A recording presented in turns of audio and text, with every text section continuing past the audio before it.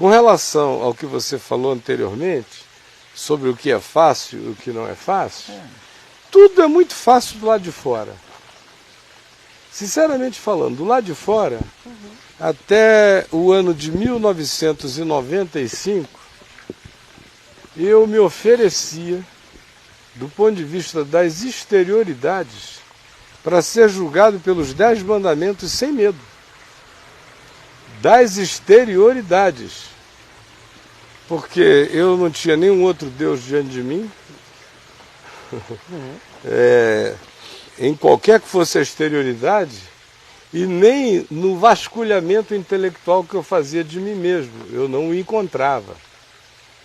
Depois eu fui encontrando os nichos dos deuses escondidos em mim.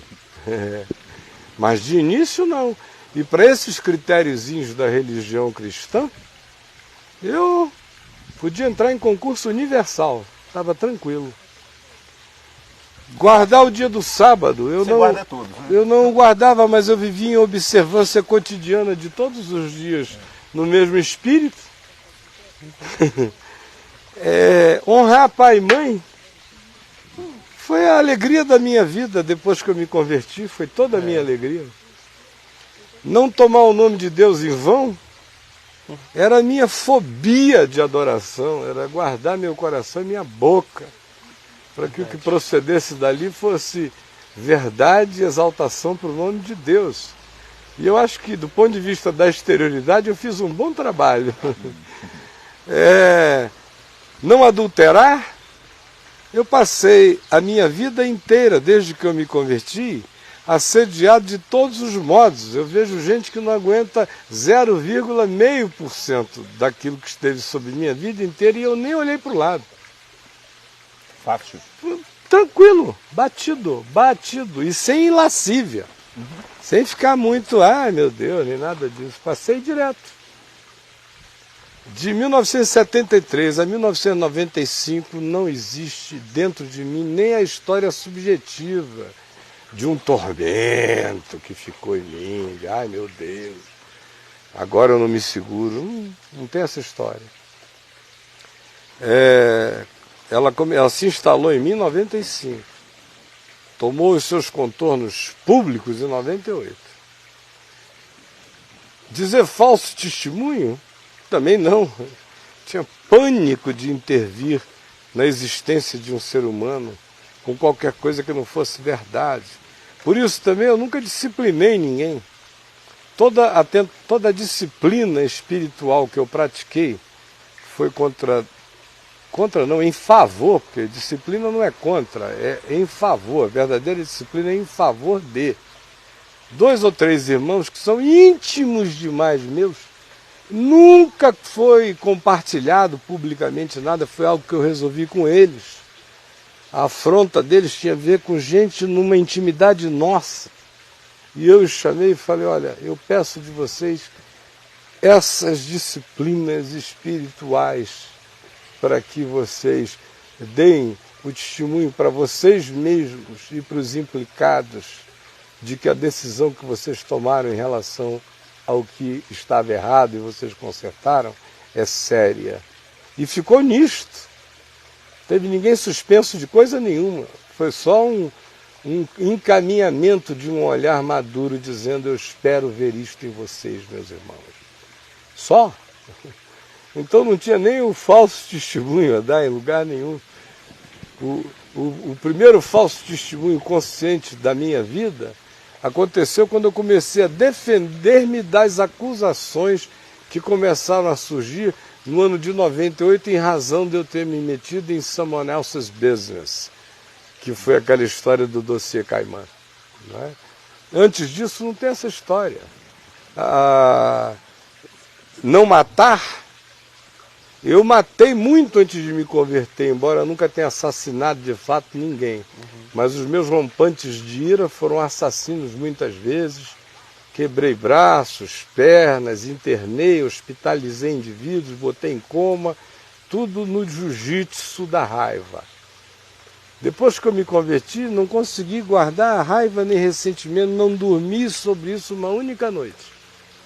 Não cobiçar É o que Paulo diz, que ele, como um fariseu de fariseus, da tribo de Benjamim, levou os 9 primeiros no peito, os 9 primeiros mandamentos, com relativa facilidade do ponto de vista da exterioridade. Mas quando ele chegou no não cobiçarás, que não tem a ver só com a mulher do próximo, ou o marido do próximo, ou o carro do próximo, ou isso do próximo, mas tem a ver até com oportunidades do próximo. Aí eu apanhei o meu coração 3, 4 vezes no curso da vida, sentindo um ressentimento da burrice da vida. Qual era a burrice da vida? Eu estava dizendo que a vida era burra, por estar dando oportunidade imensas a pessoas que só faziam o mal e não o bem.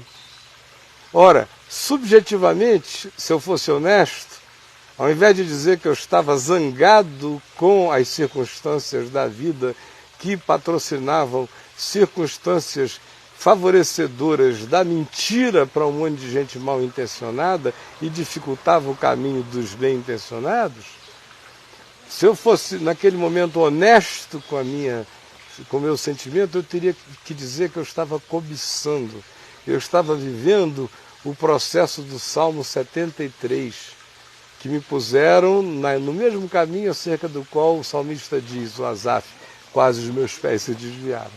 E é aí na cobiça que a subjetivização de todas as coisas se estabelece. Por que a oportunidade está vindo para ele e não para mim, que não estou fazendo o que ele está fazendo? Porque o cara pode ir assim, do ponto de vista da cristalização da consciência, sem um mergulho mais profundo na subjetividade, sem o Salmo 39 sondando os meandros do ser dele, é fácil a pessoa se auto-enganar através de uma conduta razoável, consistente, calma, mansa, tranquila, equilibrada, uma mente que não é doida, nem lasciva, nem isso, nem aquilo, nem cobiçosa. Ele começa, daqui a pouco ele acha que ele está levando aquilo.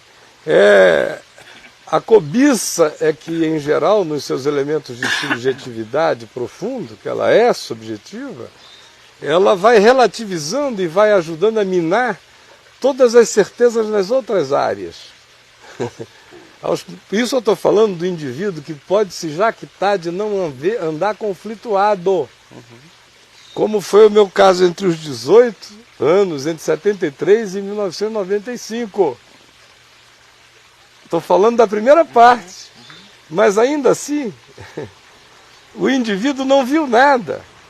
É simplesmente porque a impressão da obediência externa, quanto mais ela se instala na gente, mais ela gera o ocultamento daquilo que lateja em nós naquela hora, mas que já não é mais verificado por nós mesmos pela imposição da densidade consciente do nosso compromisso com o mandamento externo. E como a gente o pratica sem relativização dele do lado de fora, isso parece que se transfere inconscientemente como uma autojustificação para o lado de dentro. Assim nasce sutilmente a justiça própria, no cara que não tem problemas. Agora, tem muita gente vendo ali, a gente, que diz, não, olha, eu sou tentado por todos. Eu digo que há um só Deus, mas se eu pudesse fazer uma fezinha num panteão de divindades, eu faria.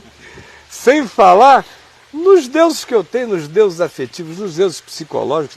Cada namorada minha é uma deusa, cada namorada meu é um deus. Tudo em mim se diviniza. Tem gente que diviniza tudo o tempo todo. Só tem Deus, só sabe viver com deuses. Vive em êxtase. Em deuses.